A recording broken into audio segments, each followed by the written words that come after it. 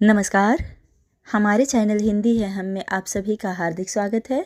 आज हम लोग 10वीं कक्षा की हिंदी पाठ्य पुस्तक संचयन भाग 2 से पहला पाठ हरिहर काका पढ़ेंगे, जिसके लेखक हैं मिथिलेश्वर जी। मिथिलेश्वर जी बिहार के भोजपुर जिला के बैसाडीह गांव के रहने वाले हैं, जो एक छोटे शहर आरा से लगभग 40 किलोमीटर दूर है, हसन बाजार बस स्टैंड के पास। वर्तमान में लेखक आरा के विश्वविद्यालय में रीडर के पद पर कार्यरत है। प्रस्तुत पाठ में लेखक ने अपने ही गांव के एक बुजुर्ग हरिहर काका की कहानी को लिखा है। इस कहानी में हरिहर काका के दुखद परिस्थितियों के बारे में लिखा है कि किस प्रकार उनकी वृद्धावस्था में लोभवश उनके अपने ही भाई बंधुओं द्वारा उन्हें प्रताड़ित किया जाता है। जिस परिवार को उम्र भर वे अपना समझते रहे, उसी परिवार ने उनके हिस्से की जमीन जायदाद पर दावेदारी के लिए रिश्तों की मर्यादा भी भुला दी। केवल परिवार ही नहीं, एक धार्मिक स्थल जहां नैतिकता और धर्म का पाठ पढ़ाया जाता है, वहां भी अनैतिकता की हद पार हो जाती है। तो चलिए कहानी पर चलते हैं। हरिहर काका लेखक के पड़ोस में ही रहते थे। लेखक का उनके साथ बहुत गहरा लगाव था। हरिहर काका लेखक को बचपन में अपने कंधे पर बैठाकर घुमाया करते थे। एक पिता के समान वो लेखक को प्यार दुलार करते थे। लेखक के बड़े होने पर हरिहर काका और लेखक दोनों ही बहुत अच्छे दोस्त बन गए थे। दोनों खूब खुलकर बातें करते थे। परंतु आज स्थिति यह थी कि हरिहर काका ने लेखक से भी कुछ कहना बंद कर दिया था। लेखक हरिहर काका के पास 2 दिन गए।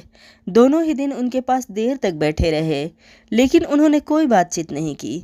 लेखक ने उनकी तबीयत के बारे में पूछा तो एक बार उन्होंने सिर उठाकर देखा, लेकिन फिर सिर झुकाया तो दोबारा नहीं देखा। जीवन के अंतिम क्षण में वो बेबस और लाचार हो गए थे। रिश्ते, गांव, समाज सभी से उनका विश्वास उठ गया था। वह किसी से कुछ नहीं कहना चाहते थे, परंतु उनकी आंखें बहुत कुछ कह देती थी। उनकी इस स्थिति का क्या कारण था? आखिर ऐसा क्या हुआ कि हरिहर काका बिल्कुल मौन हो गए थे? तो इस स्थिति के पीछे की वजह को समझते हैं। हरिहर काका 4 भाई हैं, जिनमें ये दूसरे नंबर पे हैं। सबकी शादी हो चुकी है। इनके 3 भाइयों के बच्चे भी सयाने हो गए हैं। उनमें से 2 बेटों की शादी भी हो गई है। हरिहर काका की अपनी कोई औलाद नहीं है। औलाद के लिए इन्होंने 2 शादियां भी की, लेकिन दोनों पत्नियों में से किसी को बच्चा नहीं हुआ और वे दोनों ही स्वर्ग सिधार गई। अर्थात हरिहर काका के बीवी बच्चे नहीं थे। वे अपने भाइयों के परिवार के साथ ही बड़े प्रेम से रहते थे। उनके परिवार के पास अच्छी खासी जमीन जायदाद है। चारों भाइयों को मिलाकर 60 बीघा खेत है, यानी हरिहर काका के हिस्से में 15 बीघा खेत पड़ता। चूँकि हरिहर काका की कोई औलाद नहीं है, तो उनके मरने के बाद उनका हिस्सा भी उन तीनों भाइयों की ही होगी। तीनों भाई इस बात का ध्यान रखते कि हरिहर काका को किसी प्रकार की कोई तकलीफ ना हो। तीनों ने अपनी पत्नियों को समझा रखा था कि हरिहर काका की अच्छे से सेवा करे, उन्हें समय पर नाश्ता खाना दे, उनकी सेवा में कोई कमी न रहे। लेकिन धीरे धीरे उनके प्रति रवैया बदलने लगा और अंततः अब उनको कोई पूछने वाला भी नहीं था।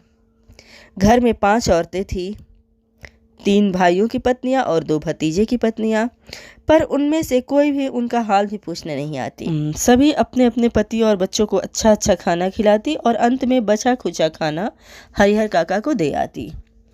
एक दिन उनके भतीजे का दोस्त उनके घर आया था। उसके लिए कई प्रकार के स्वादिष्ट भोजन बने थे। हरिहर काका का मन भी स्वादिष्ट भोजन के लिए बेचैन हो रहा था। सब खाना खा चुके थे, पर उनको कोई पूछने भी नहीं आया। तो अंत में वो खुद ही खाने के लिए गए, तो उनके छोटे भाई की पत्नी ने उन्हें रूखा सूखा खाना, मट्ठा भात और अचार लाकर दे दिया। अब तो उनके सब्र का बांध टूट गया और गुस्से में थाली उठाकर उन्होंने बीच आंगन में फेंक दिया और गरजते हुए बोलने लगे कि समझ रही हो कि मुफ्त में खिलाती हो?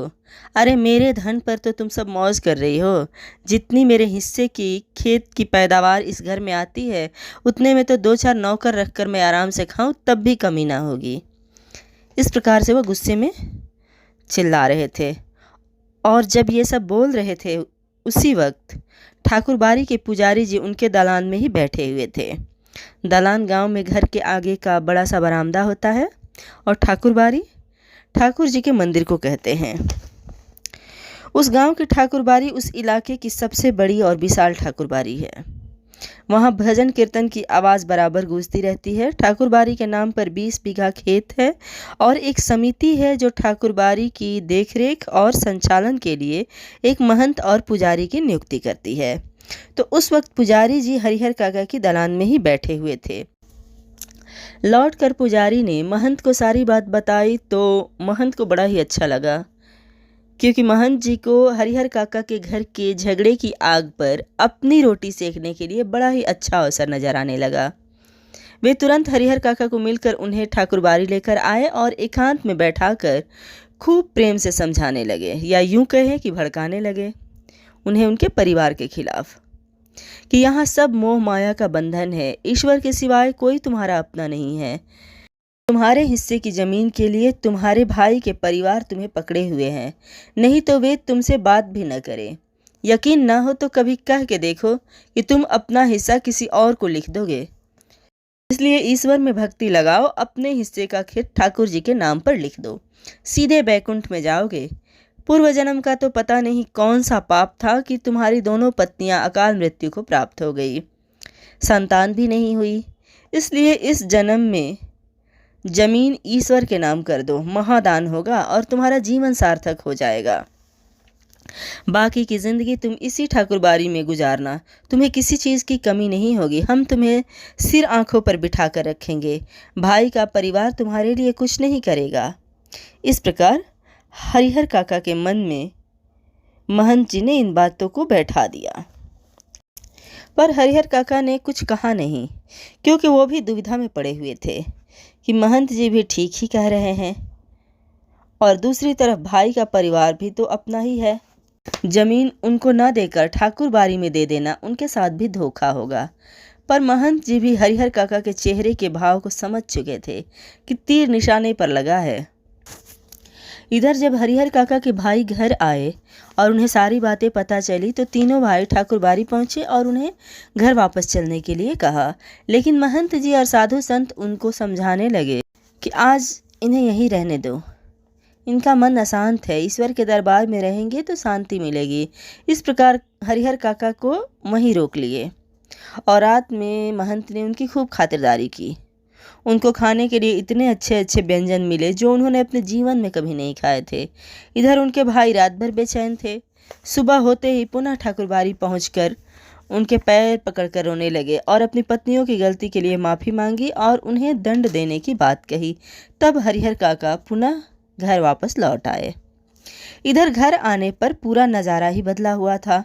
भाई की पत्नियों ने पैर पकड़कर माफ़ी मांगी, फिर छोटे बड़े सब उनकी खातिरदारी में जुट गए। जिस किसी चीज़ की इच्छा होती आवाज़ लगाते ही हाजिर। वे समझ गए थे कि सब महंत जी के चलते ही हो रहा है। उनके भाइयों को ये डर सताने लगा कि आगे भी कभी इनका मन बदल गया और अपना हिस्सा किसी दूसरे को देने लगे तो इसलिए वे उनसे निवेदन करने लगे कि अपनी ज़मीन वे उन्हें लिख दें। इस विषय पर हरिहर काका ने एकांत में लेखक से काफ़ी देर तक बात की और वे इस निष्कर्ष पर पहुँचे कि अपनी जायदाद को जीते जी वे किसी और के नाम नहीं लिखेंगे, क्योंकि उनके सामने गांव के ही बहुत सारे उदाहरण थे जिन्होंने अपनी ज़िंदगी में अपनी जायदाद को दूसरों के नाम कर दिया और फिर जो है वो सारी ज़िंदगी तिल तिल कर मरते रहे। क्योंकि एक बार जब उनके हाथ से सब कुछ निकल गया तो फिर लोगों को जोड़ने के लिए कुछ रह ही नहीं जाता है कि इनका तो जो सब था सब हमने अपने नाम करा ही लिया, अब इनसे हमें क्या ही फ़ायदा है, हम चाहे इनको कुछ करें या ना करें। फिर धीरे धीरे मोह माया सब हटते जाता है और उन्हें जीवन के अंतिम क्षण में बहुत ही दुख दर्द सहने पड़े। ऐसे बहुत सारे उदाहरण गांव में ही थे।